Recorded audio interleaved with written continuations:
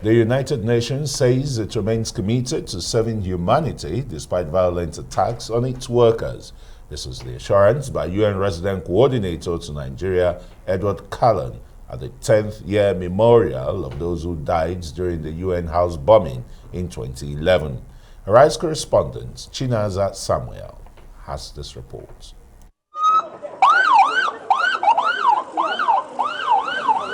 It has been 10 years since a suicide bomber rammed a car into the entrance wing of the United Nations building in Abuja, killing at least 23 people and leaving 61 others seriously injured.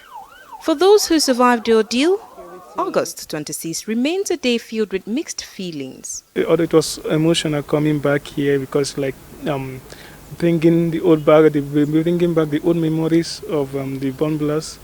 So it's really a sad day, but at the same time a happy day because I am living now. The Boko Haram Islamist group later claimed responsibility for the attack, but not much was heard from the authorities as regards arrest after the incident.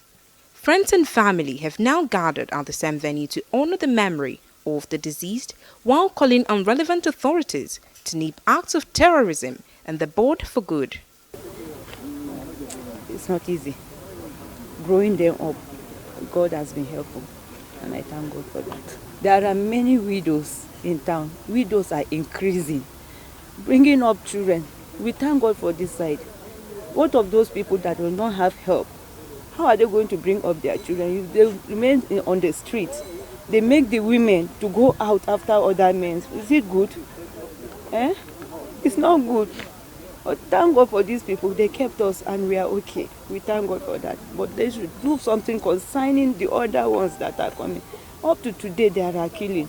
Stop the Boko Haram. Stop the headsmen. Stop the kidnappers. They know how to do it. Let them do it. The United Nations, however, says its commitment in providing humanitarian needs to conflict-affected population in different parts of the country remains unwavering despite attacks on its personnel and facilities. For us, the message is clear. We will not be cowed by violence. It will not stop us to continue to work for humanity. And we will remain defiant to terrorism as far as the UN is concerned. The UN believes the best way to truly honor the victims of terrorism, especially those who died while in active service to humanity, is to prevent any further attack. Chinaza Samuel, Arise News. All right, joining us now to look at this development is the chairman, Bomb Victims Association of Nigeria, Olatunji Oladele. Thank you so much for joining us on Newsnight. I'm not too sure many Nigerians are aware that there's any such association as, bomb victims. I wonder how, why it became necessary to actually come up with this association.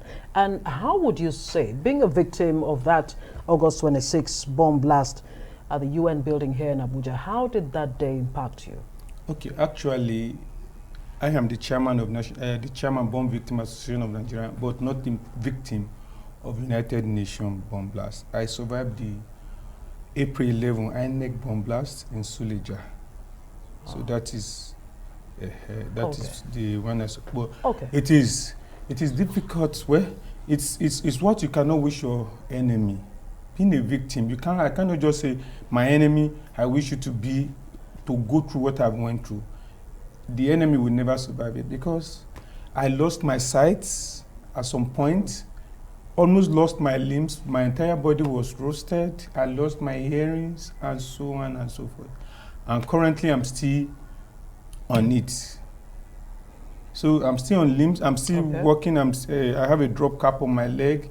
I'm still undergoing deteriorating medical conditions because I still have cornea. I have cornea injury. I still have about 4 operations to be undergone. 4.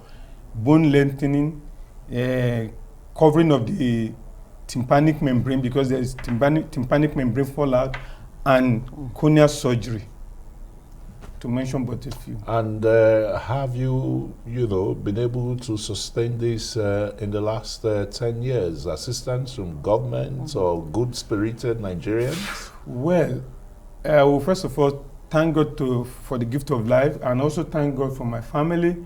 Then, at some point, government they started it, we were giving first aid. We were taken from Suleja to University of Abuja Teaching Hospital. So for, I think, about 4.5 months, let me say about 5 months, I was in University of Abuja Teaching Hospital. So government took care of that period. But immediately I was discharged. We were told that I was the last to be discharged, because I will not say my case is the worst, because those who have worse cases are dead. So my case was very severe, because I have to undergo more than 5 departments of medicine, neuron, orthopedic, ophthalmology, and ophthalmology. So all these departments, orthopedic, so all these departments, I have to go from one department of the hospital to the other. So in so doing, when we are discharged, story came in. I think after 2 weeks, I was supposed to see my doctors. After 2 weeks, I was told that the money has got finished. In fact, I was told that my file got missing, that I was not, they don't even recognize me. Since, you know, you are as good as your file. If there's no file, no doctor can attend to you. And how could that have happened? So I don't know. So, and since you had this experience Yes. of missing files, Yes. stoppage of funding for Yes. your medicals and all of that, Yes. how have you been able to close those gaps, especially when it comes to the issue of funding and paying well, for your medical bills? yeah, when I saw that my life is being tempered with, as in, if I said I would depend on government, then I will maybe end up being amputated or lost one or both sides of my eye. So I have to take steps on my own. A family member, in fact, my dad just died, not quite 3 years, so all the resources of the entire family was liquidated. Wow. Just to keep me alive. So bomb victims as a whole, Yes, as an association, yes. what exactly are your demands? What are your expectations from government? Has there been any engagement between the Yes, we've association engaged and federal government? We've What has engaged the federal response been? government. We've engaged federal government in talks. We wrote the present administration, I think 2015, when they just came in. We met with the special director of special duty. We wrote the presidency, so they asked us to meet with the director of special duty. Our meeting with the director of special, we table our demand, compensation for victim, rehabilitation, and de-radicalization, like de-traumatization of these victims. We have victims that have lost their source of livelihood. They cannot do as they used to do. They've lost their former businesses, but we need to train them on new skills acquisition so that they can live a normal life or to engage in one activity or the other. So in so doing, we table all this matter, and a month later, meeting with, going back to the same office or calling Dr. I think the then director was Shehu Malumfashi. He said, "Oh, Kayode, I've retired. Meet with my assistant." I went to the assistant. He said, they were all in the meeting. He said, "Well, I don't have anything to say, that there's nothing for him to fall on."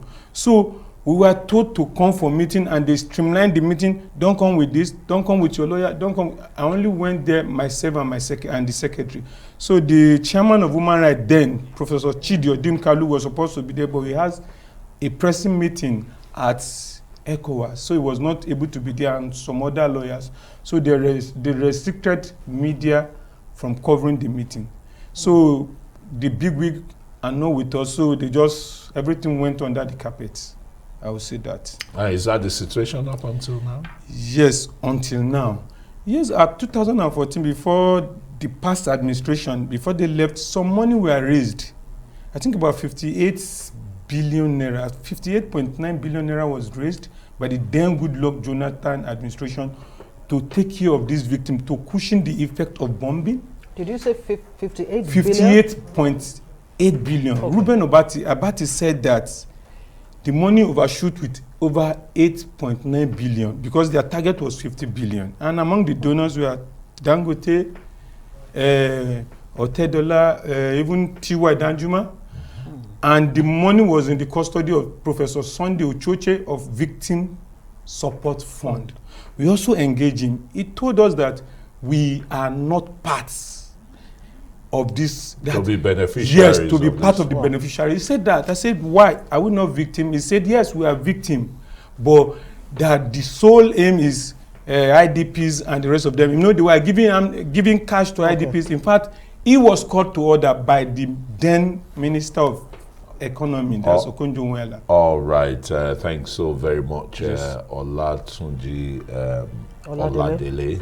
We wish you very speedy recovery so that you can get engaged again with society. Thank you. Is the chairman of Bomb Victims Association of Nigeria. Association of Nigeria. Of course, with some of the things you've put out there, Yeah. we hope that there'll be positive response, Response, from yeah. the appropriate authorities. Thank you so much.